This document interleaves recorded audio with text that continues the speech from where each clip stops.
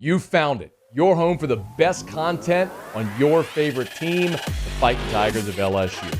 Do us a favor. Subscribe to the channel. Leave your comments below. Be sure to smash that like button.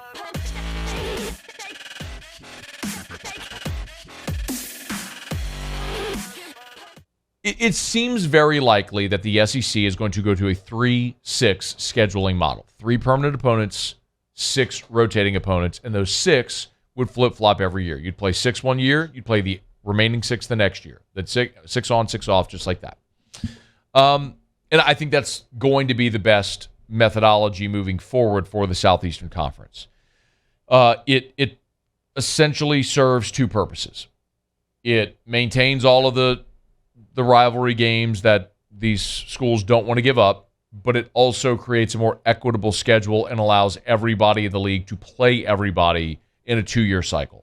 So for that, I think it's probably the best way to go forward if you're committed to maintaining rivalry games, which it seems like they are, and at least half the league has publicly or has just notedly stated that they're going to favor the 3-6 model, which is very likely the direction that the league goes. So the question is, who would LSU's 3 opponents be? And I brought this up because I've been asked it a good bit, and so I figured we'd talk about it here. And if you want to give me some feedback, you can. You can always tweet me at Matt Moscona. You can jump at the Bayou 4 chat, or you can text me in the 225-396-4400, 396-4400. I think LSU is going to end up with Texas A&M, Ole Miss, and Mississippi State. I think it'll be A&M and the Mississippi schools. I'll remind you that when the idea of the 3-6 first started, our friend Ross Dellinger over at SI, they kind of took a stab, or I should say he took a stab at projecting who each team's 3 permanent opponents would be. And he projected LSU to have Alabama, Texas A&M, and Ole Miss as the 3 permanent opponents if and when this schedule. Again, this was just his opinion, his projection. Here's why I disagree with that. I think you have to start with what you know is going to be a given. And what you know is going to be a given is that some of these rivalry games are going to be preserved. So Alabama is going to have Auburn and Tennessee. Georgia is going to have Auburn and Florida. Tennessee is going to have Alabama and Vanderbilt. You see what I mean? Ole Miss and Mississippi State are going to play each other. Some of those are an absolute given. Like, that's when they start piecing this together, that's how they start. Those are the first things they fill in because that's the reason you're maintaining a permanent opponent type schedule.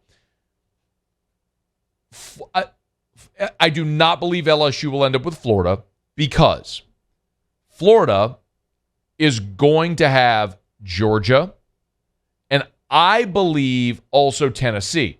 Now, Dellinger had Florida having Georgia, South Carolina, and Oklahoma.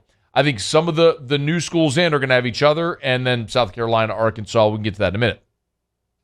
But I believe the way that the schedules are going to end up being equitable is that the lower tier teams in the league will probably play each other twice and have one really tough game. Like I mentioned Vanderbilt. I think Vanderbilt will have Tennessee, and then maybe like another lower tier team, like one of the Mississippi schools potential, like their current permanent is Ole Miss. Like that could make sense. And then one real tough game. Maybe it's Alabama, maybe it's Florida, maybe it's Auburn, something like that. But similarly, I think on the flip side, the top tier teams in the league, you're going to have 2 tough games and then one kind of breather. So if you're Alabama and you know Alabama's going to get Auburn and Tennessee, I don't think the third team they get is going to be LSU. Similarly with Florida. If Florida gets Georgia and Tennessee, I don't think their third is going to be LSU. I think that's where they get the breather at the bottom. So I think if you're LSU and you miss Florida, you miss Bama, Auburn is going to get Bama and Georgia. Their third is not going to be LSU, right? So this is just me. I'm processing here and kind of explaining my methodology. If you don't end up with Bama, Auburn, Florida, The only other sort of natural or rivalries that have been maintained over time, A&M has become that for LSU since they've come into the league. And then it's the Mississippi schools. LSU's played Mississippi State more than any other program. And then the LSU Ole Miss rivalry is, I'm using air quotes for those listening, is one that dates back to the to the 1950s with the Billy Cannon run and a lot of great moments throughout. I think that's the three that makes the most sense for LSU. I got a text into the show, and I'll try to see if I can find it, and I'll tell you the person's name who sent it. But essentially, they were saying that they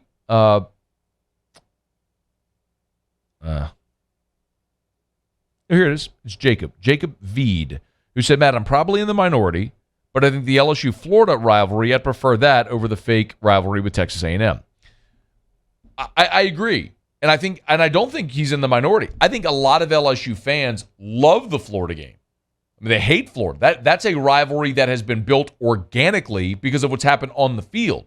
Post Steve Spurrier, you've had a very competitive series that's netted some really fun results. I mean, 2010, the Terrence Tolliver touchdown. I mean, the 2007 game, obviously it goes without saying. Colby Delahouse's kick in 2014. The unfortunate ending for LSU in 2016 after Hurricane Matthew, where Geis went the wrong way. I mean, the 2018 game down in Gainesville, all the animosity between the two programs, that's been a very natural rivalry that's been built organically. It's not been anything forced by the league or TV partners or anything like the LSU-Arkansas stuff. But I don't know that there's room for it. Maybe it will come to pass that LSU ends up with Alabama or Florida as one of its permanents. But I find it hard to believe that the league is going to saddle Alabama with Auburn, Tennessee, and LSU. Now, we can laugh about Tennessee and the fact that they haven't had much success over the last 15 years. And that is true. But Tennessee is a historically relevant program. They've won national championships. They've certainly got the resources. They've got the big stadium and the boosters that are willing to spend money. They've just made really bad coaching hires. And if they ever figure it out, maybe Josh Heupel is the guy that figures it out. But if they ever get the right guy in there, Tennessee can be a dominant program again. They've been it before, and they can be it again. So I find it hard to believe that that's the direction the league would go.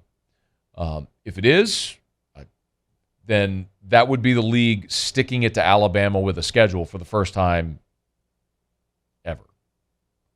I wouldn't shed a tear to see Alabama have a tough road, but I also wouldn't shed a tear to not play Alabama every year. It's not like these rivalry games would be going away forever. You just wouldn't play them every year. You'd play it every other year. And if you're LSU and your draw ends up being Texas A&M, Ole Miss, and Mississippi State, I don't know that you could realistically put together a better scenario. I mean, you could say, yeah, give me Vanderbilt, Kentucky, and South Carolina. Okay, well, we all know that that's not realistic and not going to happen.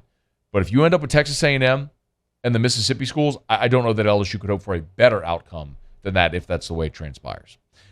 I do believe that we will find out this summer. That seems to be all the word.